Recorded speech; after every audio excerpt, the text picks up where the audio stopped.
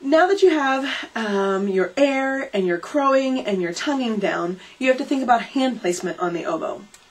Hand placement on the oboe, you want to have always a relaxed feel in your wrists and your hands. No tension should be coming from anywhere.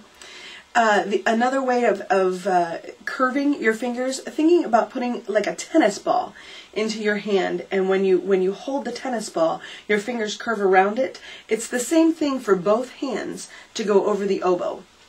Your thumb will rest on the back of the oboe, and that hand curving like you're holding the tennis ball will come right around on the bottom hand. The top hand, you put your thumb right below the octave keys and curve right around. All your fingers should be nice and curved and relaxed. This allows for you to be able to move swiftly and easily. Another thing that you want to talk about is the half hole is sort of a hard note for the oboe. When you're playing a D, a C sharp, or an E flat, you have a half hole. But many students will lift this finger up to come back to cover it. You don't want to do that. You want to have a nice rocking motion between your half hole, and that's all you need in order to get between C and D. That would be a good practice of not lifting but just rocking. I will demonstrate between a C and a D to do that.